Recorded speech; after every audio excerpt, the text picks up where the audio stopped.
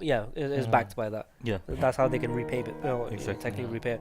But that's when you realize, okay, well, who's issuing the loans to the government? Whose debts is that hands in? Okay, it's the Fed. Who's owned by the Fed? Private entities. Can they? Is it gold backed now? Not really. So then it's like, okay, the Fed can just say, you want $1 billion, and it's just out of thin air. When people slowly, and it's becoming more and more noticed, like, what the hell is that? And then where did in that timeline of becoming not backed, so it's just out of thin air, how did fractional banking come into that mix So in that's the terms of a thing. timeline? Fractional banking left the mix now. So having the idea that the banks are lending out, like they're lending out your deposits, that's completely false now. That's completely false. Like It's not a 1-to-9 ratio anymore. no. That's gone a long time ago. That system got scrapped. Now we're in a debt-based economy, so now you borrow money into existence. So when a bank issues a loan, that money is created there and then on the spot. Out of thin. Oh, that was during COVID times, no? No. When was that? Before, I think the 90s or something like that. I'm Oh. not sure when the system first became digital. So they don't. Before it was like they need a minimum of this many percentages of deposits, and there was laws regulating it, but that's all out the window now. And there's this whole thing actually when David Cameron was running for president in the UK, his whole thing was we're going to reduce the UK national debt. So it's like we need to start saving, we need to pay off the debt. And then all of these economists, they had a full uprising where they're like, you can't save money. Because the moment you save money, you pay off the debt. And when the debt is paid off, the money no longer exists. So what you're doing is you're taking money out of the system. And then a lot of people have the thing, well, I'm not borrowing money. But every single penny in existence, somewhere down the chain is paying interest on it. Yeah. Like, we might have the thing, I went into work 9 to 5. And then I got paid at the end of the month, so I never borrowed that money. No, that money was created as a debt.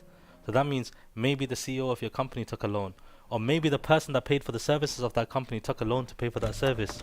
always Or comes maybe from the like same follow point. back. if you follow it far back enough, someone had to borrow that money into existence. Whether it was the government borrowing into existence as a form of quantitative easing or paying for, I don't know, some government funded benefits, or whether it was someone going to the bank and asking for a mortgage or asking for a loan on their car, or whatever the situation was, that money was created out of nowhere. It was created as a debt. When you pay off the debt, that money doesn't exist anymore. So what you end up doing is shrinking the economy. And then what happens? Well, if the economy shrinks, the strength of the currency goes up. If it goes up too fast, you're not competitive on the international markets anymore. Because now, if you were exporting to US and $1 was 90p, 80p, now $1 is only 50p. The price of the goods is still the same, but in dollars it's gone up. So they're gonna look for another person to trade with. So they were like, you either scrap this debt-based economy and bring out a whole new financial system, or you keep on going with the system and borrow money into existence. But the moment you start paying off that debt, you're shrinking the economy.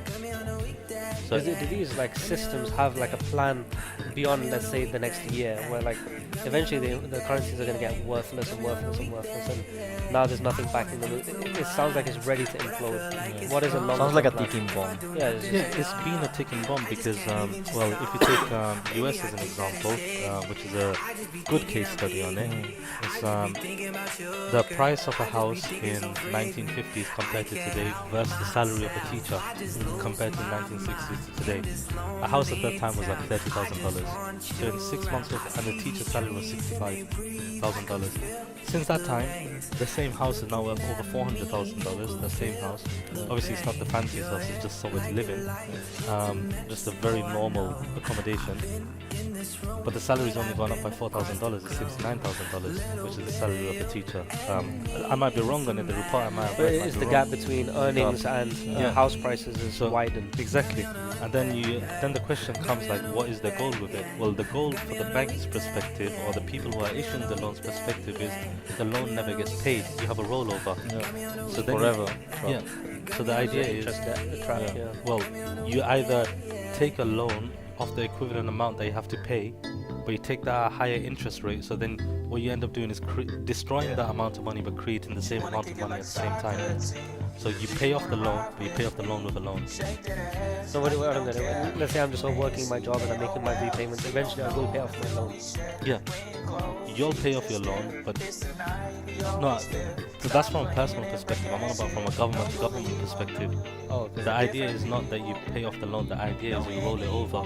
So in 2024, there's $7.6 trillion of bonds that are to mature. They're not going to pay them off. They're going to roll them over at a higher At a interest higher rate. rate. Ah. Yeah. Back to the Fed. So yeah, all these comments